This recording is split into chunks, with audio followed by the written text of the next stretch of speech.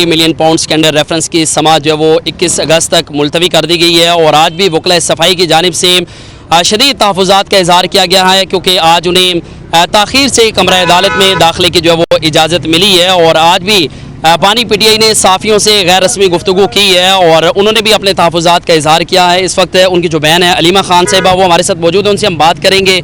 बताएं क्या वजह है कि वकला को ताख़ीर से दाखिले की इजाज़त मिलती है और क्या समझते हैं इस केस के हवाले से अगला हफ्ता कितनी अहमियत का हामिल है? देखें, हमारा ख्याल है क्योंकि हमने पिछले भी केसेस देखे हैं कि ये एक वक्त आता है जिस वक्त ये सज़ा सुनाने की तैयारी है। आपको पता है परसों चीफ जस्टिस काजी फ़ाइज़ ईसा ने जो रिमार्क्स दिए, जो कि केस था मुनाल का और उसके अंदर इन्होंने कहा बिल्डर का नाम लिया। बिल्डर का नाम तो काजी फ़ाइज़ ईसा की भी ज़रूरत नहीं हो रही थी लेने की, लेकिन देखें उनका मतलब था मलिक रियाज कि उन्होंने कहा कोई चोरी के पैसे हैं, अवाम के चोरी के पैसे, इस तरह उन्होंने इसको रेफ़र किया।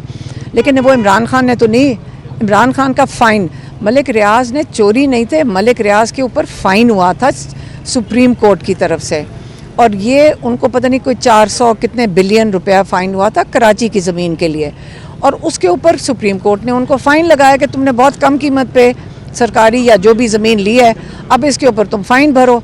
अब वो फ़ाइन सुप्रीम कोर्ट ने लगाया और उन्होंने कोई किस्तों में अदा करना था।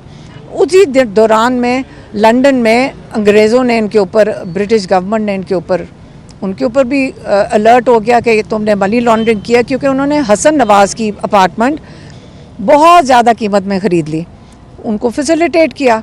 तो अब मुझे ये नहीं समझ आ रही कि आज इमरान खान के ऊपर अगर ये इस किस्म की बात काजी फ़ाइज़ ईसा कर रहे हैं और वो इतने मजबूर हैं कि ये उन्होंने क्यों नहीं बुलाया, सुओ मोटो लेते काजी वो मलिक रियाज को यहाँ पेश करते, उनके ऊपर रेड वारंट निकालते, उनके ऊपर तो कुछ कार्रवाई नहीं हो रही।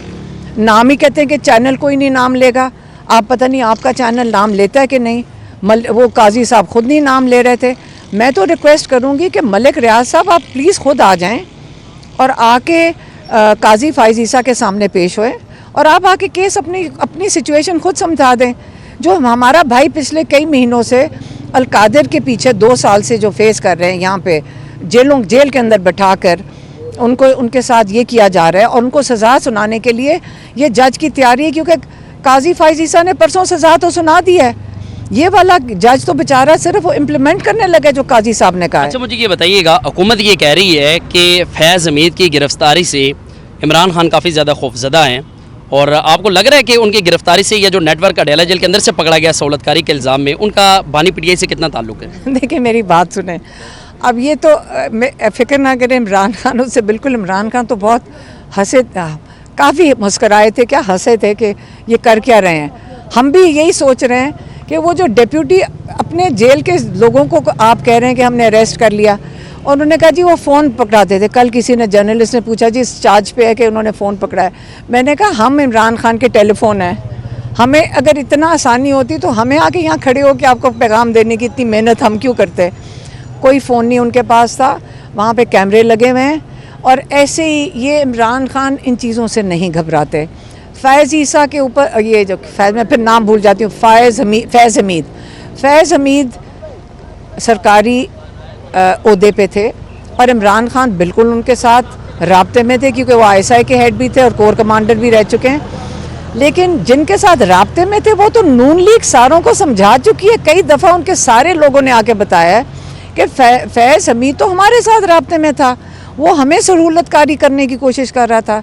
तो आप मुझे बताएं कि पहले नून लीग को भी लाकर उनको भी मुश्किल में होना चाहिए, उनके तो लोगों ने गवाहियाँ दी हैं सब ने। हुकूमत ये कह रही है कि इमरान खान और जो साबिक आर्मी चीफ हैं कमर जावेद बाजवा जो थे, इन दोनों के दरमियान जो इख्तलाफात की वजह थी वो फैज़ हमीद थे और 2018 के इलेक्शन से पहले हमारे लोगों को सियासी वफादारियाँ तब्दील करवाने के लिए, यानी नून लीग के लोगों को सियासी वफादारियाँ तब्दील करवाने के लिए दबाव भी फैज़ हमीद की तरफ से था।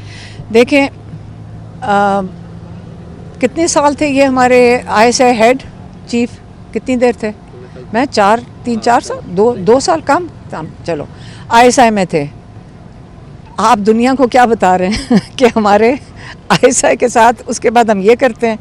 ये देखें, ये इनका इंटरनल मैटर है फौजियों का, हमें नहीं पता ये क्यों कर रहे हैं, लेकिन मेरा ख्याल है दुनिया में अच्छा मैसेज नहीं जाता कि आप अपने फौजियों को ये तो हमारे मुल्क के जो वज़राए आज़म हैं उनके साथ भी होता रहा है कि जब आपने दौर इक़्तिदार ख़त्म हुआ तो आपको अदालतों में ले गए। कोई भी आप सियासी जमात देख मेरी लें। बात सुने, अगर चोरी की हो ना फिर लेकर जाओ, हर एक को सामना करना चाहिए ऐसी सिचुएशन का। ये हमारे लोगों को ये कहना कि जी हर वज़ीर आज़म के साथ होता है, नहीं, इमरान खान के साथ जो कर रहे हैं ना वो चोरी के पीछे नहीं कर रहे हैं, वो क्योंकि वो चोरी के ख़िलाफ़ है इसलिए उसके साथ कर रहे हैं।